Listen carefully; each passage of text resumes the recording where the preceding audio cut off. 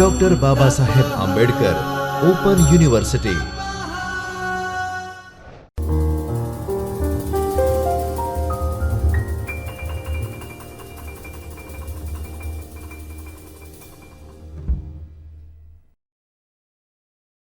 નમસ્કાર. Doctor Baba Saheb Ambedkar open university શિક્ષણશાસ્ત્ર વિભાગ તરફથી હું ડૉક્ટર જયશ્રી ગુર્જર આપ સર્વેનું હાર્દિક સ્વાગત કરું છું. બેચલર ઓફ એજ્યુકેશન બીએડ અભ્યાસક્રમ પ્રથમ વર્ષ EES 121 ભારતમાં પ્રાથમિક અને માધ્યમિક શિક્ષણનો વિકાસ, બ્લોક નંબર 1 એકમ નંબર 2 પ્રાથમિક શિક્ષણની સમસ્યાઓ. પ્રાથમિક શિક્ષણની સમસ્યાઓ અંતર્ગત આપણે અગાઉના લેક્ચરમાં પ્રાથમિક શિક્ષણની ગુણવત્તાને અસર કરતા પરિબળો, ભલામણો તેના વિશે આપણે ચર્ચા કરી હતી. પ્રાથમિક શિક્ષણની ત્યાર પછીની અન્ય એક સમસ્યા છે એક શિક્ષકવાળી શાળા.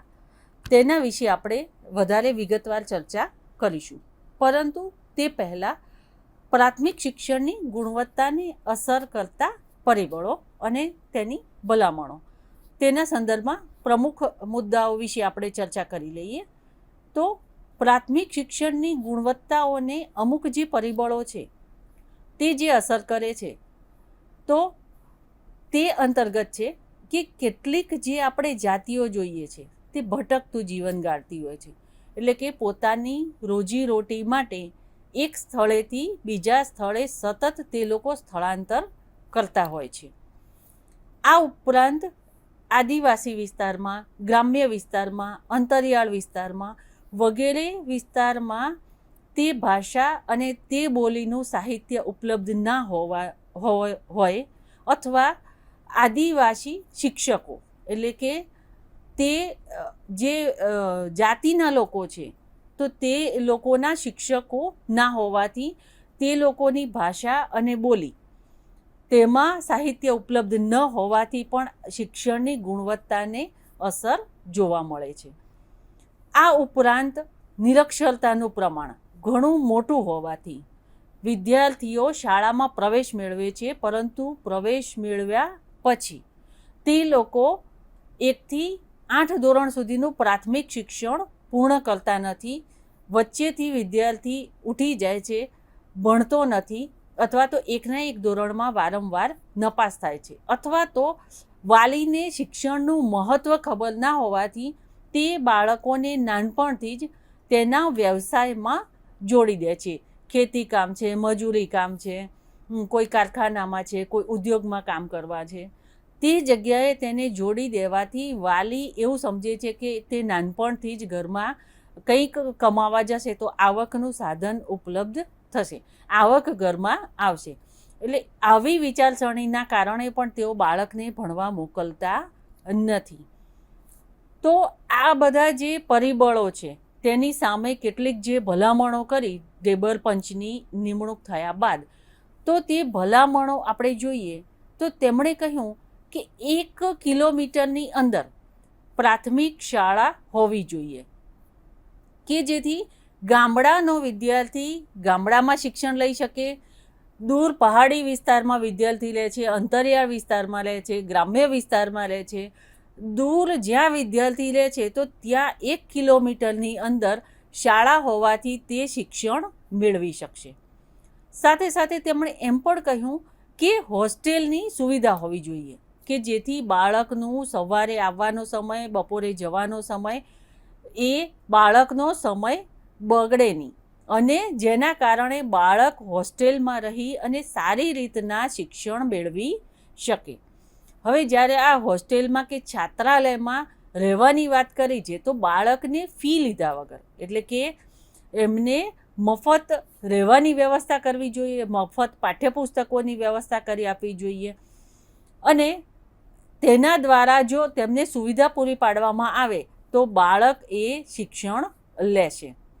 શિક્ષણની સાથોસાથો ટેકનિકલ શિક્ષણો ઉપર પણ વધારે ભાર આપવામાં આવ્યો છે કે જેથી બાળક જ્યારે શિક્ષણ લઈને વિદ્યાર્થી બહાર નીકળે છે શાળામાંથી કોલેજમાંથી ઉચ્ચ શિક્ષણ મેળવીને જ્યારે આવે છે તો નોકરી જ્યાં સુધી તેને નથી મળતી ત્યાં સુધી એને બેરોજગાર બેસી રહેવું ના પડે.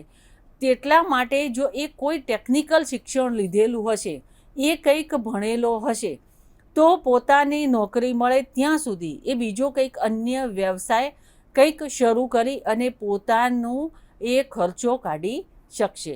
એટલા માટે ટેકનિકલ શિક્ષણ ઉપર અહીં વધુ ભાર મૂકવામાં આવ્યો છે.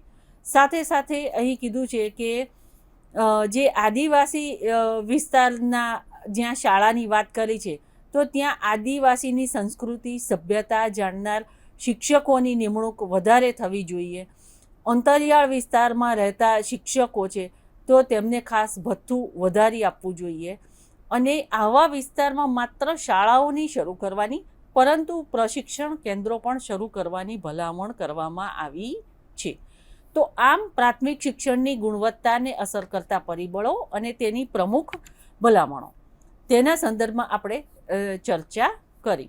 હવે જેની મુખ્ય ચર્ચા કરવાની છે, જે ખૂબ જ અગત્યનો ટોપિક છે, તે છે એક શિક્ષકવાળી શાળા, એક શિક્ષકવાળી શાળાની સમસ્યા અને તેના ઉપાયો. તેના વિશે આપણે ક્રમાનુસાર ચર્ચા કરતા જઈશું. તો આ જે એક શિક્ષકવાળી શાળા છે, તો આપણે નામ પરથી સમજી શકીએ છીએ કે શિક્ષક એક જ હશે. એક શાળામાં એક શિક્ષકની નિમણૂક થયેલી હશે. જો આપણે આ એક શિક્ષકવાળી શાળાની વાત કરીએ તો આપણે પ્રાચીન સમયમાં જે ગુરુ શિષ્ય પરંપરા હતી, ગુરુ જે શિષ્ય છે, શિષ્ય ગુરુના આશ્રમમાં જ્ઞાન માટે જતા, વિદ્યા માટે જતા અને ગુરુ તે લોકોને જ્ઞાન આપતા, વિવિધ શાસ્ત્રોનું જ્ઞાન આપતા અને વિવિધ કલાઓમાં શિષ્યો પારંગત થતા. તો આ જે પરંપરા છે એ જ પરંપરા આપણે ગામઠી શાળાઓમાં એક શિક્ષકવાળી શાળાઓમાં આપણને જોવા મળે છે. એટલે કે ગામડાઓમાં આપણા દેશમાં કે જ્યાં વિદ્યાર્થીઓની સંખ્યા ઓછી છે અને ત્યાં 1 કિલોમીટરના અંતરમાં જ્યાં શાળા શરૂ કરવામાં આવી છે, તેવા સ્થળોએ, તેવી જગ્યાએ આ એક શિક્ષકવાળી શાળાઓ આપણે ત્યાં ચાલે છે. અને એક શિક્ષકવાળી શાળાઓએ ત્યાં શિક્ષણ કાર્ય શરૂ કરી અને બાળકોને ત્યાં શાળામાં લાવ્યા છે. બાળકો શિક્ષણ લેતા થયા છે. અને એક શિક્ષકવાળી શાળાના સંદર્ભમાં આપણે પ્રગતિ કરી છે કે બાળકોને સ્કૂલે સુધી આપણે લઈ આવ્યા છીએ. તેવી શાળાઓ એક શિક્ષણવાળી શાળાઓ છે. હવે આપણે જ્યારે પ્રાથમિક શિક્ષણને મફત, ફરજિયાત અને સાર્વત્રિક હોવું જોઈએ તેની વાત કરીએ છીએ, તો સાથે સાથે આપણે એ પણ અહીં ખાસ ધ્યાન રાખવું જોઈએ, નોંધવું જોઈએ કે 1 કિલોમીટરના અંતરે શાળાઓ શરૂ કરવામાં આવી. પ્રાથમિક શિક્ષણને જો મફત, ફરજિયાત અને સાર્વત્રિક બનાવવું હોય તો પ્રત્યેક ગામડામાં, અંતરિયાળ વિસ્તારમાં, પહાડી વિસ્તારમાં એ શાળાઓ હોવી જોઈએ. તો 1 કિલોમીટરના અંતરે જે શાળાઓ શરૂ કરી તેના પરિણામે શિક્ષકોની અછત ઊભી ના થાય તેટલા માટે કે જ્યાં વિદ્યાર્થી સંખ્યા ઓછી છે ત્યાં એક કરતાં વધારે શિક્ષકો રાખવાને બદલે એક શિક્ષક રાખી, એટલે કે એક શિક્ષકની નિમણૂક કરી અને શાળાઓ શરૂ કરવામાં આવી.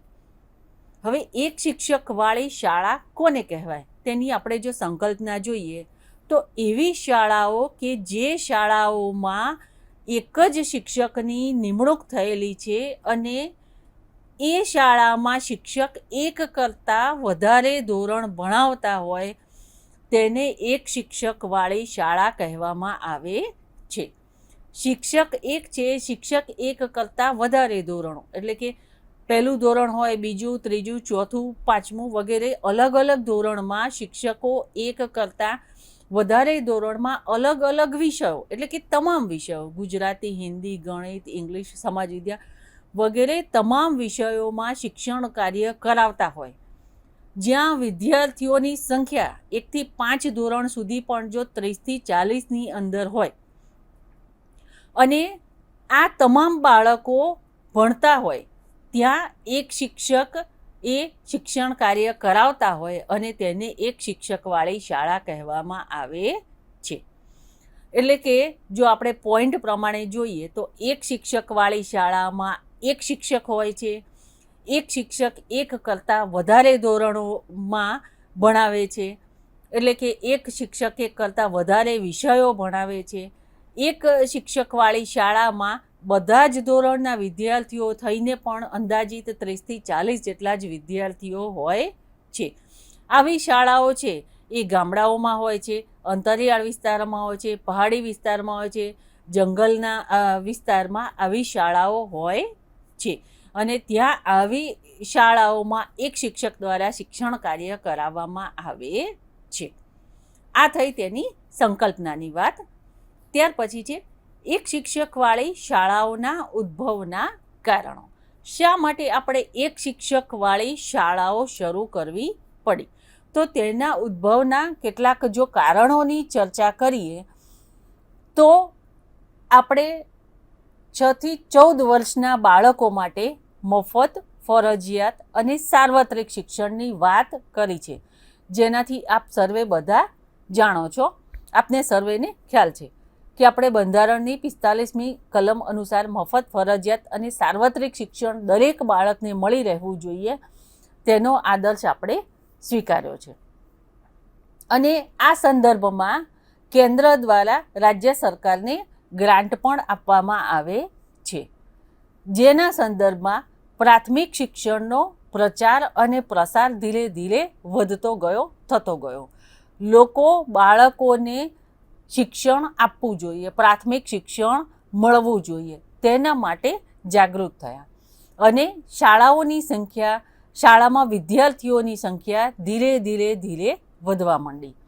અને આમ પ્રાથમિક શાળાઓની સંખ્યા વધવાથી જે બાળકો છે એ બાળકો શાળામાં આવતા થાય તે માટે 1 કિલોમીટરના અંતરે શાળાઓ શરૂ કરવામાં આવી.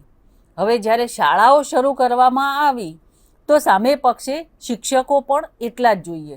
શિક્ષકો અનુભવી જોઈએ, વિષયના તજજ્ઞ જોઈએ, જાણકાર જોઈએ, તેમની પાસે જે શિક્ષક તરીકેની ડિગ્રી હોવી જોઈએ તે હોવી જોઈએ. તો આમ શિક્ષકોની સંખ્યામાં પણ વધારો થવા લાગ્યો. એટલે કે શિક્ષકો પણ સામે પક્ષે વધારે જોઈશે. જેટલી વધારે શાળાઓ ખુલશે, જેટલા વધારે વિદ્યાર્થીઓ પ્રવેશ મેળવશે, તેટલા શિક્ષકો પણ વધારે જોઈશે. તો આમ જે ગામડામાં છે, અંતરિયાળ વિસ્તારમાં છે, એ વિસ્તારમાં જ્યારે શાળાઓ ખુલી તો ત્યાં પણ શિક્ષકોની જરૂરત પડી. અને તેને ધ્યાનમાં રાખી અને એક શિક્ષક કે જ્યાં 30થી 40 વિદ્યાર્થીઓ છે ત્યાં એક શિક્ષકવાળી શાળાઓ શરૂ કરવામાં આવી. આ ઉપરાંત જે પછાત વિસ્તાર છે, ડુંગરિયાળ પ્રદેશ છે, જંગલ વિસ્તાર છે, તેના અંતરિયાળ વિસ્તાર છે કે જ્યાં આજે પણ અથવા તો પછી જે લોકો ભટકતું જીવન ગાળે છે કે સ્થળાંતર, મતલબ એક જગ્યાએથી બીજી જગ્યાએ સ્થળાંતર કરે છે, એમનું તેવી રીતના એમનું એક સિઝનમાં અહીં હોય, બીજી સિઝનમાં બીજી જગ્યા હોય, તેવી રીતના એ લોકો વિવિધ જગ્યાએ રોજીરોટી માટે જે ફરતા હોય છે. તો તેવા લોકો માટે, આ તમામ લોકો માટે શિક્ષણની જે જરૂરિયાત ઊભી થઈ, તો તેના કારણે અહીં આપણે જે શાળાઓ શરૂ કરવામાં આવી તો તે શાળાઓમાં શિક્ષક એક રાખવામાં આવ્યા.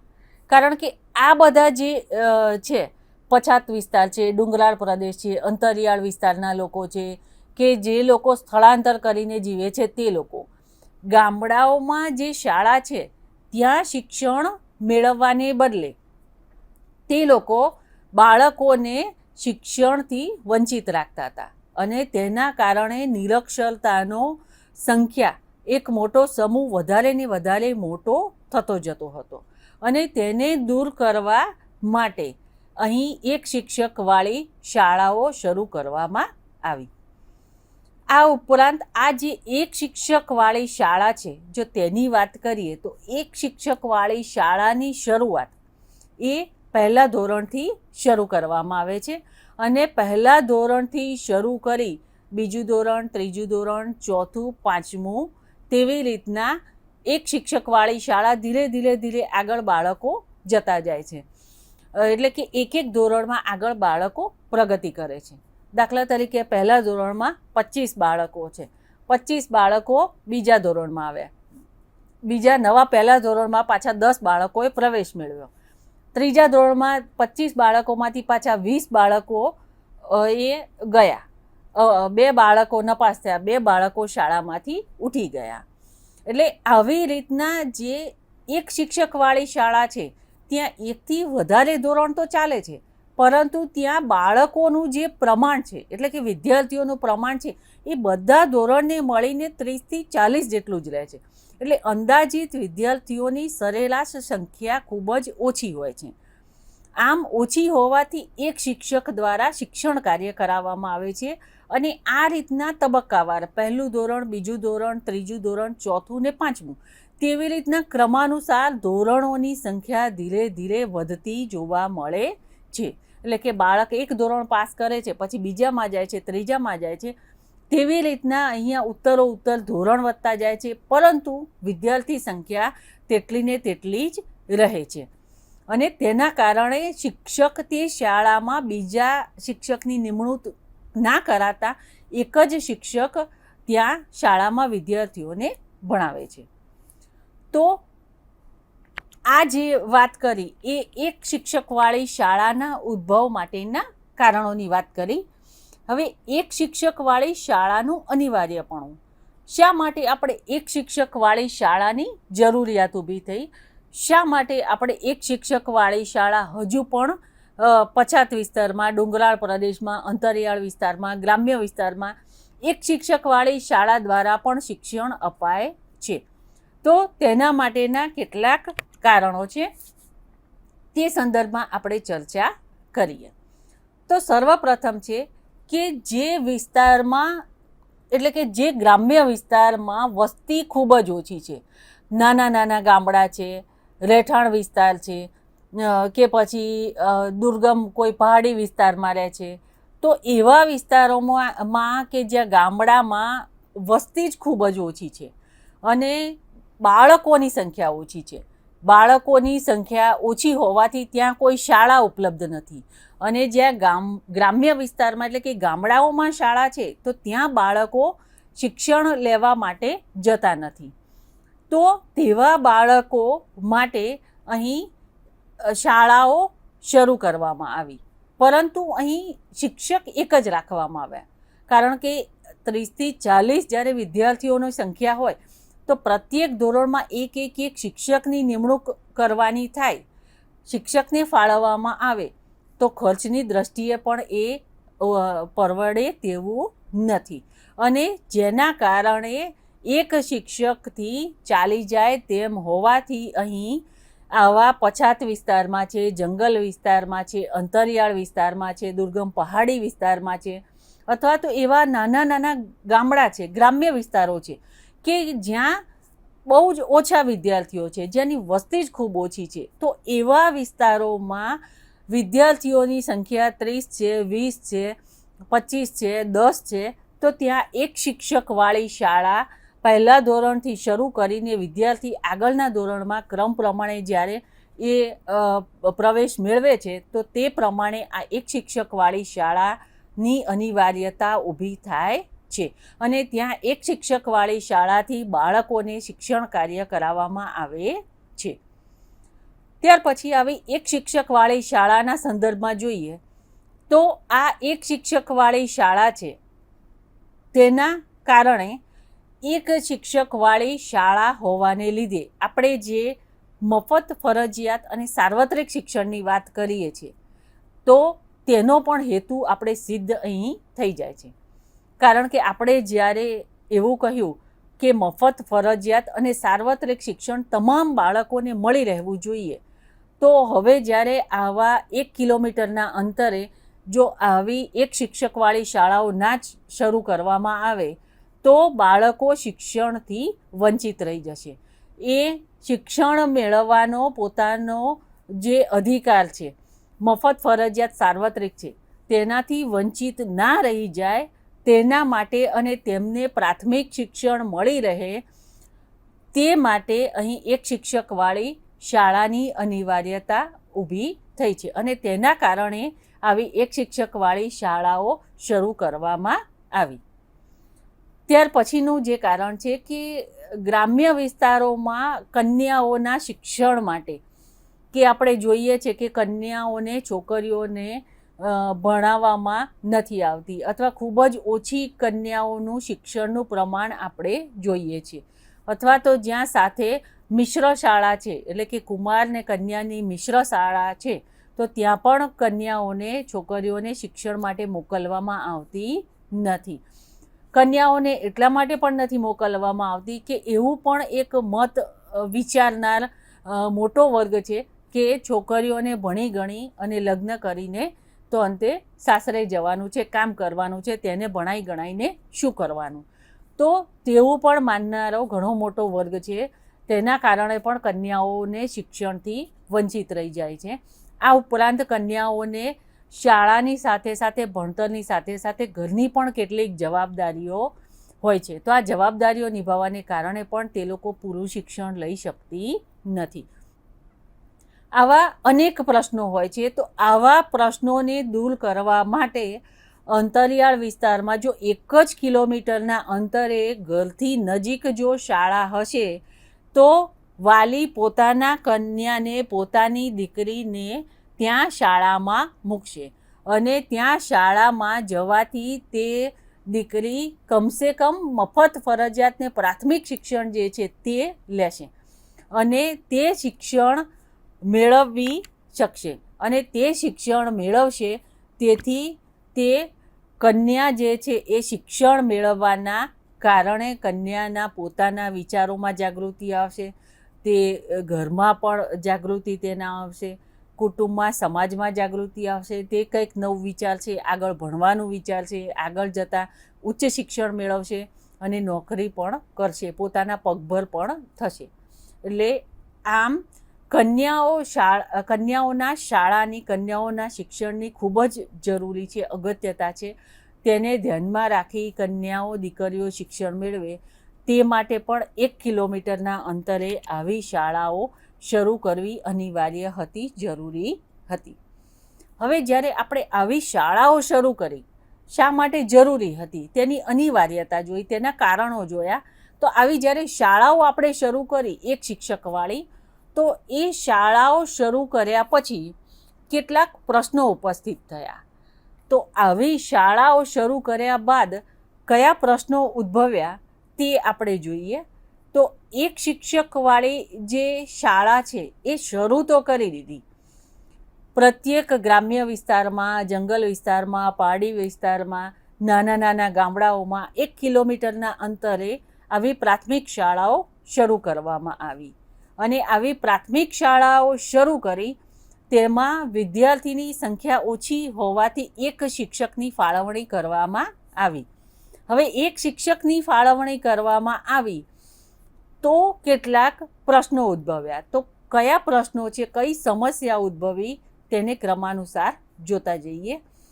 તો આવી જે શાળાઓ છે, એક શિક્ષકવાળી શાળાઓમાં શિક્ષક જે છે એ 1 કરતાં વધારે ધોરણમાં શિક્ષણ કાર્ય કરાવે છે. એટલે કે શરૂઆતમાં જ્યારે આવી શાળા હોય છે તો એમાં પહેલું ધોરણ હોય છે, પહેલા ધોરણમાં 20 વિદ્યાર્થી હોય છે, બીજા ધોરણમાં 10 વિદ્યાર્થી હોય, ત્રીજા ધોરણમાં 5 વિદ્યાર્થી હોય, ત્યારે પાછું પહેલા ધોરણમાં પાછા 10 વિદ્યાર્થી પ્રવેશ મેળવે છે. એટલે આ જે સાયકલ છે એ ગોળ ગોળ ગોળ ચાલ્યા કરે છે, ફર્યા કરે છે.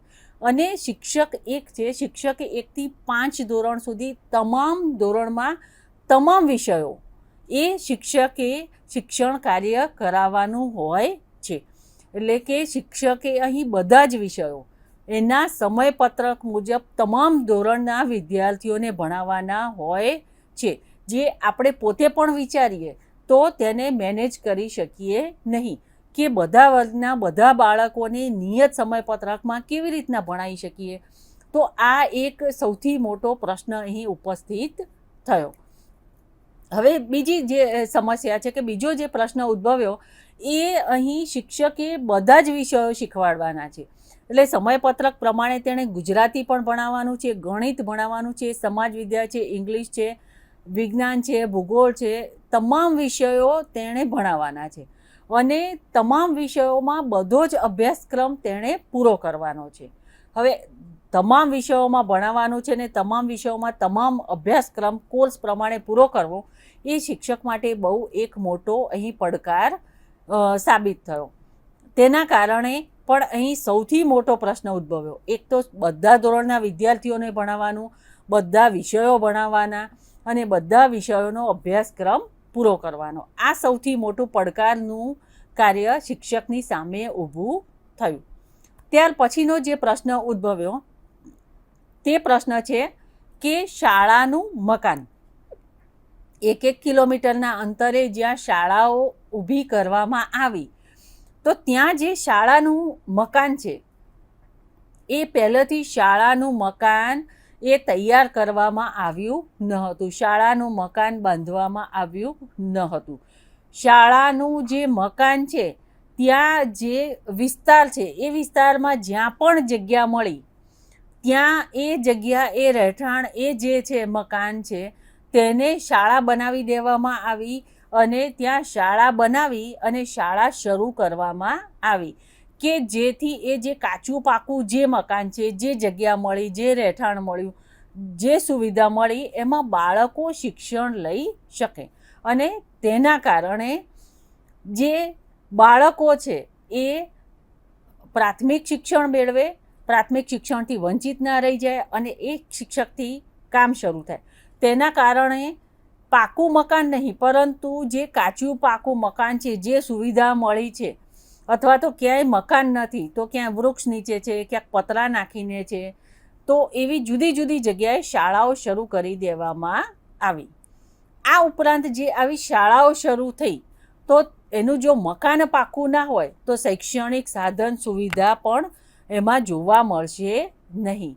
એટલે કે એમાં જો મકાન પાકું નહીં હોય તો એમાં ફર્નિચરની વ્યવસ્થા નહીં હોય, સાધન સુવિધા નહીં હોય, શૈક્ષણિક જે સાધનો જોઈએ છે, ચાર્ટ છે, ચિત્રો છે, નકશા છે, લાઇબ્રેરી ખંડ છે, સમાજ વિદ્યા ખંડ છે, વિજ્ઞાન ખંડ છે, ચિત્રકલાનો રૂમ છે, પ્રાર્થનાનો ખંડ છે, રમતગમતનું મેદાન છે, આ બધી વસ્તુ છે એ અશક્ય છે અને તે તમામ સુવિધાઓ બિલકુલ ન હતી, અપૂરતી હતી અથવા તો એ સુવિધાઓ જે હતી તેમાં પણ એ સુવિધાઓ જે હતી અથવા તો જે શૈક્ષણિક સાધનો કહીએ એ ક્યાંક હતા, ક્યાંક તૂટેલા ફૂટેલા હતા, ક્યાંક અપૂરતા હતા વગેરે જેવી વસ્તુઓ આપણને જોવા મળી. એટલે કે શાળાનું મકાન પૂરતું જોવા ના મળ્યું, શૈક્ષણિક સાધનોની સુવિધા જોવા ના મળી, શૈક્ષણિક સાધનોની સાથે સાથે વિવિધ જે વર્ગખંડ હોવા જોઈએ તેની પણ સુવિધા જોવા મળી નહીં. હવે જ્યારે આવી એક શિક્ષકવાળી શાળા છે એમાં સૌથી મોટો જે પ્રશ્ન છે એ સૌથી મોટો પ્રશ્ન એ છે કે શિક્ષક એક જ છે. હવે શિક્ષક એક હોવાના કારણે શિક્ષકને જો આકસ્મિક કારણોસર જો રજા પર જવાનું આવે તો પેલી એક શિક્ષક કરતાં વધારે શિક્ષકવાળી શાળામાં એક શિક્ષક રજા લે છે તો બીજો શિક્ષક એની પ્રોક્સીમાં એનું જે વિષય છે એ વિષયમાં એ શિક્ષક એનું શિક્ષણ કાર્ય કરાવે છે. એટલે કે ક્લાસ ખાલી નથી પડતો, બીજો શિક્ષક એ આવીને એ લેક્ચર લઈ લે છે, વિદ્યાર્થીઓને ભણાવી દે છે. હવે જ્યારે અહીંયા તો શાળા જ એક શિક્ષકવાળી છે તો તેના કારણે જ્યારે શિક્ષક રજા પર જાય તો તે તમામ વિદ્યાર્થીઓએ શું કરવાનું? શાળામાં ભણવાનું, બેસવાનું કે ઉપલા ધોરણના વિદ્યાર્થીઓ ભણાવે કે ઉપલા ધોરણના વિદ્યાર્થી જ ના આવ્યા હોય તો નાના ધોરણના વિદ્યાર્થીઓ શું કરવાનું? અથવા તો પછી શિક્ષક રજા પર છે તો શું વિદ્યાર્થીઓએ રજા પાડવાની? આ બહુ મોટો એક પ્રશ્ન અહીં ઉપસ્થિત થયો. એટલે કે એક શિક્ષક હોવાથી એક શિક્ષક જો નથી આવતા, આકસ્મિક કારણો પર રજા રહે છે, રજા પર છે તો એ શાળા ચલાવવી ખૂબ જ અશક્ય બની જાય છે. આ એક સૌથી મોટી અહીં સમસ્યા જોવા મળી. હવે આવી એક શિક્ષકવાળી શાળા છે, તો એક શિક્ષકવાળી શાળામાં એક શિક્ષકથી શિક્ષણ કાર્ય ચાલતું હોવાથી, એટલે કે વિદ્યાર્થી સંખ્યા 20ની છે, 30ની છે, 40ની છે, ખૂબ જ ઓછી છે, 15ની પણ વિદ્યાર્થી સંખ્યા છે, તો બીજા શિક્ષકોની નિમણૂક કરવામાં આવતી નથી. અને શિક્ષક પોતે પણ એક જ વિષય નહીં પણ એક કરતાં વધારે વિષયોમાં શિક્ષણ કાર્ય કરાવવાનું હોવાથી શિક્ષકને પોતે પણ ભણાવવામાંથી રસ ઉડી જાય છે. કારણ કે જે પણ કરવાનું હોય છે શિક્ષકે પોતે કરવાનું હોય છે. બાળકોને ભણાવવું, એક કરતાં વધારે ધોરણમાં ભણાવવું, એક કરતાં વધારે વિષયો ભણાવવા, એક કરતાં વધારે બધા જ વિષયોના પેપરો કાઢવા, પરીક્ષા લેવી, પેપરો ચેક કરવા, રિઝલ્ટ આપવું, સાંસ્કૃતિક કાર્યક્રમ કરવો, શૈક્ષણિક કાર્યક્રમ કરવો, કે શિક્ષકને પોતાને રિફ્રેશર કોર્સમાં જવું, ઉનાળાના ઉપવર્ગોમાં જવું, કંઈ પણ કાર્ય કરવું છે, શૈક્ષણિક કાર્ય છે, વહીવટી કાર્ય છે, કોઈ પણ જવાબદારી છે, શિક્ષકે પોતે એકલા હાથે ઉપાડવાની હોવાથી અહીં જે શિક્ષણ કાર્ય છે એ નીરસ બની જાય છે, કંટાળાજનક બની જાય છે, શિક્ષક પોતાને પણ કંટાળી જાય છે, સામે પક્ષે વિદ્યાર્થીઓને પણ એકના એક શિક્ષક વિવિધ વિષયોનું શિક્ષણ કાર્ય કરાવતા હોવાથી એ વિદ્યાર્થીઓના પક્ષે પણ શિક્ષણ કાર્ય કંટાળાજનક બની જાય છે, શિક્ષણ કાર્ય નિરાશ થઈ જાય છે અને વિદ્યાર્થીઓમાં પણ ઉત્સાહનો અભાવ જોવા મળે છે. તો આ બધી પ્રશ્નો, આ બધી સમસ્યાઓ એક શિક્ષકવાળી શાળામાં જોવા મળી. એની સાથે સાથે એક શિક્ષકવાળી શાળામાં જે શિક્ષક છે એક કરતાં વધારે ધોરણમાં શિક્ષણ કાર્ય કરાવતો હોવાથી તેની ગુણવત્તા પણ જળવાતી નથી.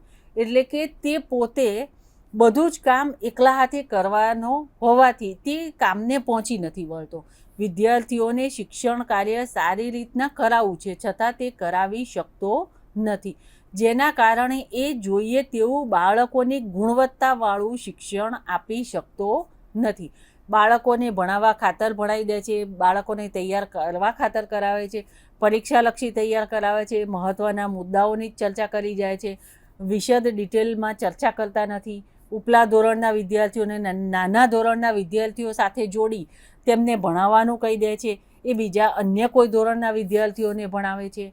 આમ ગમે તે રીતના એ શિક્ષક શિક્ષણ કાર્યને ગમે તે રીતના આપણે કહીએ કે મેનેજ કરી અને શિક્ષણ કાર્ય કરે છે, જેથી શિક્ષણની ગુણવત્તા કથળે છે અને બાળકો શિક્ષણ લેવામાં ક્યાંક કચાશ અનુભવે છે, ક્યાંક પાછા પડે છે. આવી શાળાઓમાં ઉપચારાત્મક કાર્ય નથી થતું, નિદાનાત્મક કાર્ય નથી થતું, તેને કારણે શિક્ષણ કાર્ય પણ બાળકોના પક્ષે નીરસ બની જાય છે, કંટાળાજનક બની જાય છે અને જેને પરિણામે અપવ્યય અને સ્થગિતતાના પ્રશ્નો જોવા મળે છે. અહીં અપવ્યયના પ્રશ્નો ખાસ ઉદ્ભવે છે. ત્યાર પછીની જે સમસ્યાઓ છે કે અહીં જે શાળાઓ છે એમાં જે શિક્ષકો શિક્ષણ કાર્ય કરે છે એ આવી જે શાળાઓ છે એ આપણે આગળ કહ્યું તેમ કે દૂર અંતરિયાળ વિસ્તારમાં છે આવી શાળાઓ, 1 કિલોમીટરના અંતરે, પહાડી વિસ્તારમાં છે, નાના નાના ગામડામાં જ્યાં સંખ્યા ઓછી છે ત્યાં છે. તો ત્યાં શિક્ષકની પણ નિમણૂક કરવામાં આવી હોય છે, એટલે શિક્ષક પણ રોજ શાળામાં આવે છે અને રોજ શાળામાં જાય છે, એટલે શિક્ષક પણ અપડાઉન કરતો હોય છે. કારણ કે એ વિસ્તારમાં રહેવા માટેની સુવિધા નથી હોતી, રહેવા માટેની સુવિધા હોય છે તો પૂરતી વ્યવસ્થા નથી હોતી, સગવડો નથી હોતી, આરોગ્ય વિષયક નથી હોતી, દવાખાનું જોઈએ તો ડૉક્ટરનું નથી હોતું, ડૉક્ટર હોય છે તો એ અનુભવી જાણકાર નિષ્ણાંત નથી હોતા. તો વગેરે જેવા પ્રશ્નોના કારણે, આ ઉપરાંત શિક્ષકનું પોતાનું ફેમિલી છે તો એ બીજે ક્યાંક રહેતું હોય, બીજે ક્યાંક ભણતું હોય, કોઈક વ્યવસાયમાં જોડાયેલું હોય, કોઈક નોકરીમાં જોડાયેલું હોય, તો શિક્ષકને પોતાના પણ આવા પ્રશ્નો હોવાના કારણે એ પણ અહીં અવર જવર કરતું હોય છે, એટલે કે અપડાઉનનું કામ શિક્ષક કરે છે અને તેના કારણે ઘણીવાર શિક્ષકને પોતાને પણ આરોગ્યના પ્રશ્નો ઉપસ્થિત થવાથી તે પોતે પણ જ્યારે જો રજા પર રહે છે કે પોતાને કોઈક સામાજિક પ્રસંગના કારણે, આકસ્મિક કારણના કારણે જો તેણે પણ જો રજા રાખવી પડે તો આવી શાળા એ ઘણીવાર એક કરતાં વધારે દિવસ રાખે તો શાળાઓ બંધ થાય છે. એટલે કે વિદ્યાર્થીઓ આવતા નથી, આવે છે તો નિયમિત નથી આવતા, વિદ્યાર્થી નિયમિત આવે છે તો કોઈ શિક્ષક નથી, કોણ ભણાવે છે, વગેરે જેવા અનેક પ્રશ્નો અહીં ઉપસ્થિત થાય છે. તો આમ તાલીમાર્થી મિત્રો, આપણે એક શિક્ષકવાળી શાળા અને એક શિક્ષકવાળી શાળાના પ્રશ્નો, એક શિક્ષકવાળી શાળાના ઉદ્ભવના કારણો, તેની સંકલ્પના, તેના વિશે આપણે વિગતવાર વાત કરી. હવે પછીના લેક્ચરમાં એક અંતિમ ટૉપિક, તેના વિશે વધારે વિસ્તૃત વિગતવાર વાત કરીશું. આ જે ટૉપિક છે એક શિક્ષકવાળી શાળા, તે ખૂબ જ અગત્યનો છે. એક શિક્ષકવાળી શાળા એટલે શું? એક શિક્ષકવાળી શાળાના ઉદ્ભવના કારણો, એક શિક્ષકવાળી શાળાના શિક્ષકના પ્રશ્નો અથવા તો શિક્ષકની સમસ્યાઓ જણાવો. તો આ જે ટૉપિક છે તેના આ પ્રશ્નો છે એ ખૂબ જ અગત્યના છે. તેના વિશે, અંતિમ ટૉપિક વિશે હવે પછીના વ્યાખ્યાનમાં વાત કરીશું. ત્યાં સુધી રજા આપો. નમસ્કાર. स्वाध्यायः परः